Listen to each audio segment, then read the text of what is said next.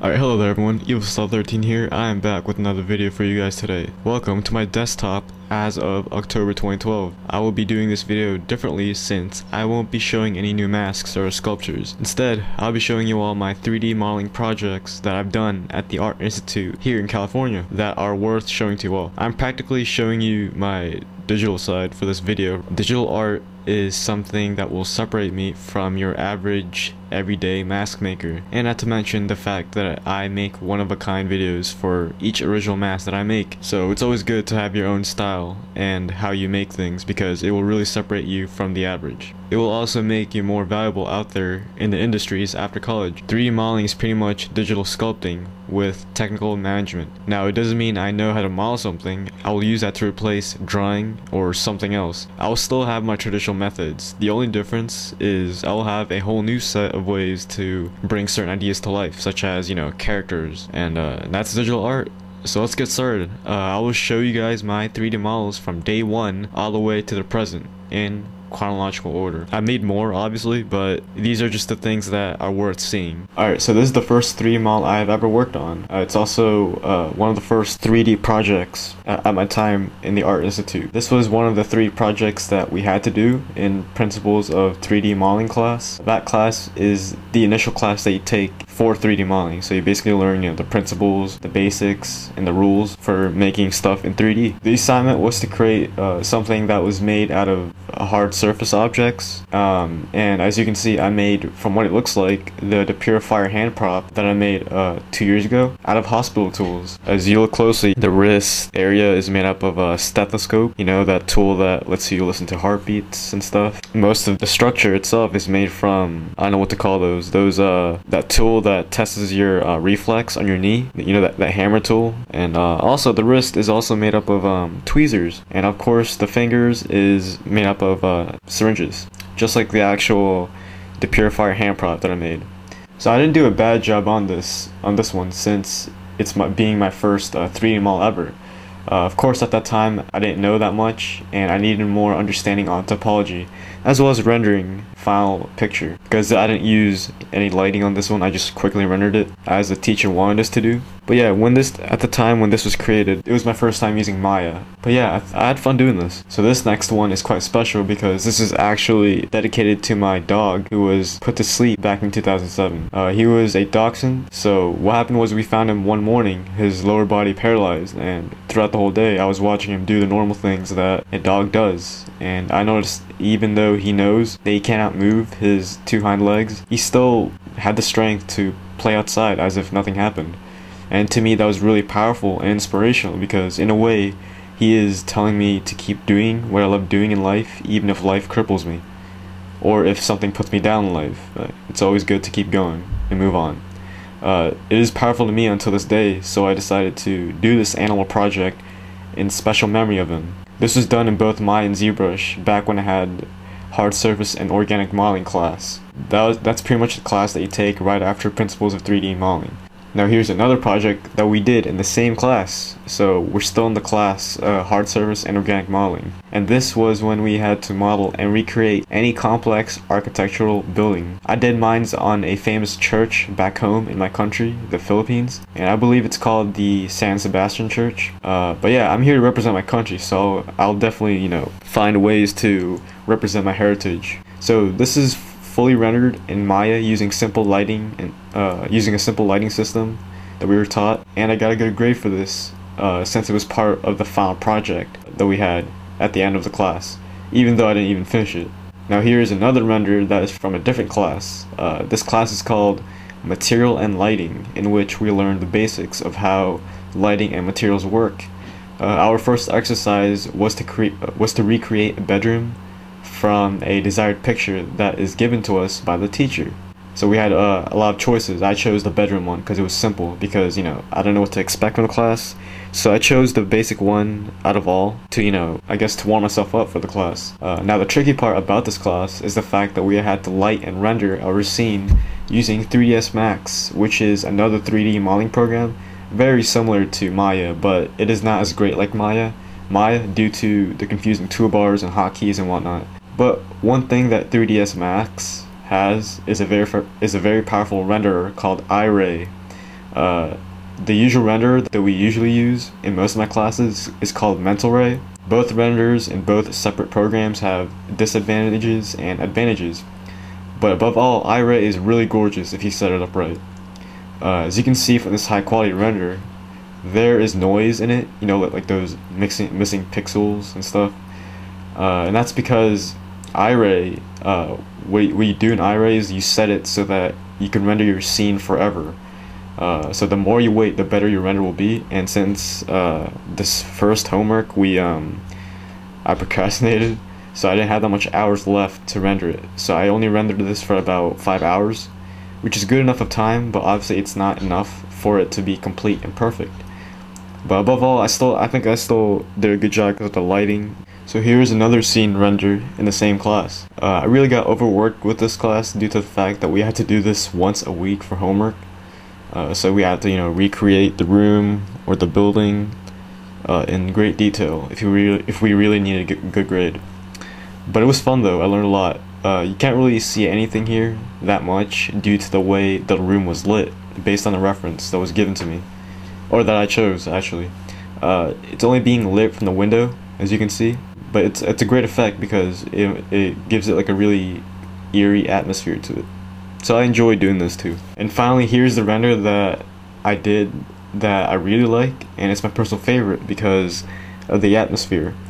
I used the reference picture and modeled an asylum. I also forgot to mention that the instructor allowed us to use Photoshop to touch up on the colors of the final render as well. So me being good at Photoshop, I kind of tinted the walls as well as the floors like a reddish tint. And like I said, I do that for atmosphere. For the atmosphere feeling. So now there was a unit in material and lighting class in which we switched subjects a bit.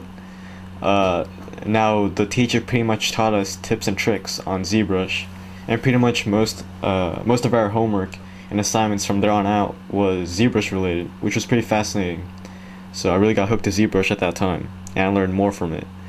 My teacher at that time was actually a preferred or he was a licensed teacher to teach ZBrush, and he's really good at it. So here's one of the assignments that we had, in which we had to watch a video of someone sculpting in ZBrush, and we had to recreate what we watched, pretty much. This was a very good exercise. I enjoyed it a lot. I chose a video in which someone was sculpting an alien using Dynamesh in ZBrush. I'm not sure if this was from a movie or game, but above all, I like it. So here's the same assignment, but only this time I chose an artist on YouTube sculpting a character from the TV show Doctor Who. I believe this character is called Silence. I'm not familiar with the show, but I've heard a lot of great stuff from it. Also, the teacher taught us how to show off our 3D models in a really cool game art concept kind of way by teaching us the basics of rendering in ZBrush, as well as importing it in Photoshop for refinement. So here it is. Here's what the final render looks like. This is probably one of the best things I've done digitally, you know, so yeah. So now the next assignment from material and lighting class was to recreate anything that we desire, or I'm sorry, create anything we desire, not recreate. We were expected to use what we have learned from the previous weeks and apply it to this piece. So what I did was I sculpted a fat man, a gross fat man to be exact. I wanted to sculpt a piece that reflects American consumers in a metaphorical kind of way. It interested me because there are a lot of people that I see here in society in which they have everything that they need in life, but they seem to not be happy with it. They always want more than they already need. So with that idea set in mind, I made a fat man that cannot stop eating. I also used the chocolate river shot from Tim Burton's Charlie and the Chocolate Factory for the background for this wonderful ZBrush piece. Alright, next up is the same exact assignment like the previous one, but instead the teacher wanted us to do something mechanical. So I did mine based off of the idea of people who are severely handicapped and they are treated like they are not human beings but rather machines. I'm talking about the handicapped people who have, you know, bionic arms or legs. So with that concept, I sculpted a cyborg that has a removable mouthpiece in ZBrush. This was really exciting to create because it was mechanical, and I've never done anything that complex before in ZBrush. and also for the fact that, you know, it's a removable mouthpiece, and that's awesome. So in a way, I kind of, whatever it is I'm learning, practically or traditionally in art, like, you know, mask making, you know, with stigmata, with the removable mouthpiece and all that stuff, I'm kind of applying that to ZBrush as well. So it's kind of creative, and I like it. Also, the fact that I used real human eyes and I projected it onto the eyeballs of this 3D model in ZBrush, so that way it has like that realistic feeling to it. But yeah, I think this is one of those unforgettable experiences. And now finally, this is the final project that we had to do in material and lighting class. I believe the assignment was to create a character based on the voted characteristics and traits that the class voted upon.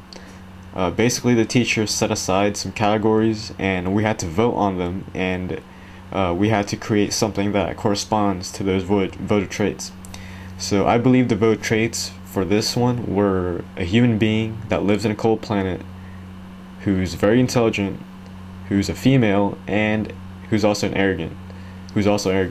So I tried my best to apply those attributes to this ZBrush sculpt. So I made this character bust wear a snow cape to characterize it living off in a cold environment. Also, the machine piece on its mouth that it needs to survive in the cold environment, it's also a nice way to characterize it for it being intelligent. So hopefully you guys get the idea of what I mean.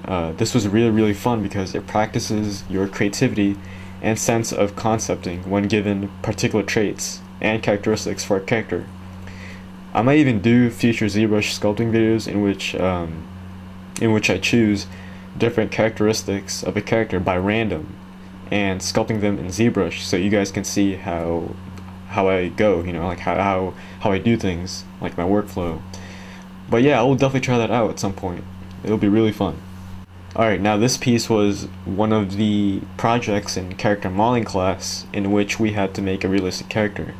Now, that character modeling class, that's actually not part of my major, but I took it anyways because I want to take, you know, maybe creature design or a concept artist for 3D modeling, you know, in my future career. So I took 3D modeling class as my technical elective. So the base mesh of this piece was technically created in Maya and then refined and textured in ZBrush. I call this character Gargoyle because he is a character in one of my soon-to-be short stories. I don't want to get into it that much, but he is named Gargoyle because he's known to watch and protect the girl that he loved most of his life without the girl even knowing.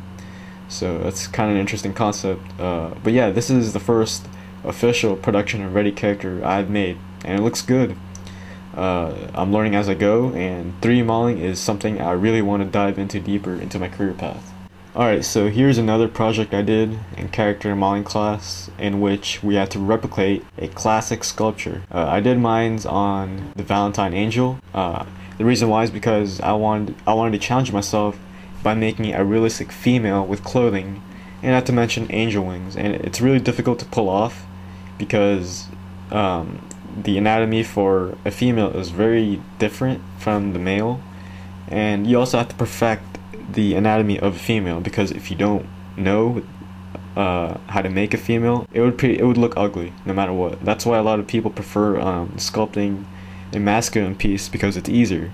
No matter how many mistakes you have on a man, it would still look like a man, but you have to have certain parameters for it to look like a female, and that's the hard part about making a female.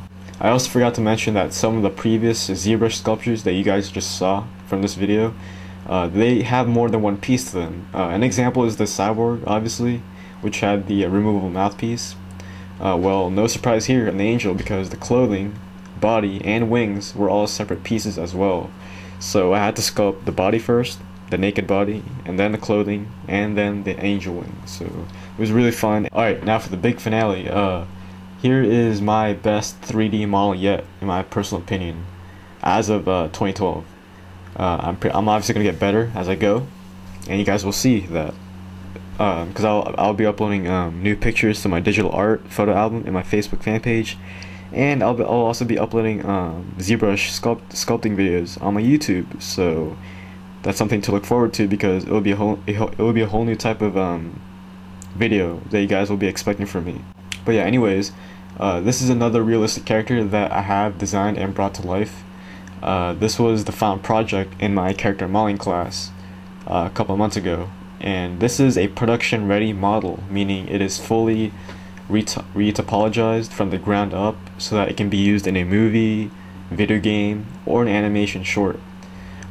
This is not rigged though, by the way. So what rigging is basically you're adding skeletal, like a skeleton within the model so that it can move freely, if that makes any sense. Like, I don't have that as a class in my major, visual effects and motion graphics, because rigging is usually something that you do if you're an animator, and I'm not an animator, so I won't be learning that, unless of course if I took it as a technical elective, and I actually might do that.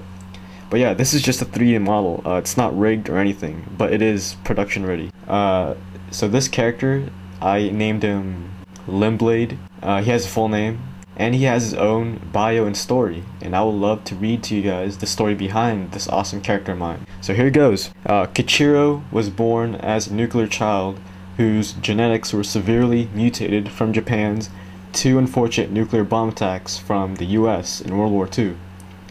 Kichiro was born without hands, a disfigured face, and a severely low count of white blood cells. Kichiro's parents hated his appearance as a baby and thus putting him up for adoption. A wealthy doctor took him in to his own hands to experiment with Kichiro's genetics in hopes of fixing his genetic disaster. He displayed a tremendous fascination to surgery in the beginning of his high school. He was severely bullied due to the fact that he aced every single science class and was in the special educated apartment of the school. Special ed, for short. He would often get scolded for staying in too long in the library after hours, from reading too much anatomy books. Years into his adulthood, the doctor finally came up with a serum that will regrow his damaged DNA. Although a risky choice, Kichiro took it anyways. The doctor's diagnostics resulted that Kichiro's genetic DNA regrowth was a failure, but Kichiro's immune system skyrocketed. The doctor later found out that Kichiro developed a rare type of virus from the serum in which the acidic stomach fluids were capable enough to eat through poor Kichiro's stomach as time goes by. The doctor in time noticed a miracle happening in his stomach. His own stomach was exposed due to the virus, but his high immune system prevented him from feeling any pain. As time went on, maggots and flies nested within Kichiro's stomach. Disgusted by what the doctor has done, he committed suicide, leaving Kichiro alone in life. As a master of the human body, Kichiro surgically implanted 2 blades on both of his arms, with only using his mouth. A child whom was never learned how to love goes on an underground killing spree, dismembering anyone whom he believes doesn't deserve the limbs that they possess in life. News all over Japan will often report dead thieves having no hands, and prostitutes having no lower bodies. But that's the story. So how do you guys like that? Isn't the bio of this killer character awesome? But I'll definitely do more serial killer type of characters in time using ZBrush. And that will be the end of this video, guys. Hope you all enjoyed that, because I know I did. Showing this video to you guys wasn't a random activity. It was a video to show you all my artistic prowess, as well as my digital artist side. Like I said before, I wanted to reach out and try new mediums that I know that will help me reach my dreams, and also build my name as an artist. I'm trying to project that I am not just a mask maker. I am a mask maker who's a filmmaker as well as a visual effects artist. So I'm 3 things in one. You are more valuable when you know a lot more mediums, and that is a true fact out here in the industries. But anyways, the video is just an intro to my 3D modeling to introduce to you all what I've done so far, because I didn't want to upload a video in which I show you all a recent creation in ZBrush without you all knowing that I'm into 3D modeling. So I didn't want to surprise you guys. So I designed this video to tell you all that 3D modeling is my new outlet in art, and you all should expect videos of me showing you all more 3D sculptures of mine as time goes by. So this is an introduction video, so think of it like that. So what can you all expect from me when it comes to 3D modeling and related? So what can you all expect from me when it comes to another 3D modeling related video? Well, I will have a time-lapse video of me sculpting a character in ZBrush, since ZBrush has a setting in which you can record as you sculpt, and it's pretty cool. and I will be using that for these kinds of videos. And at the same time, I'll also be talking to you guys about the sculpture, so it'll be similar to this. So how cool is that?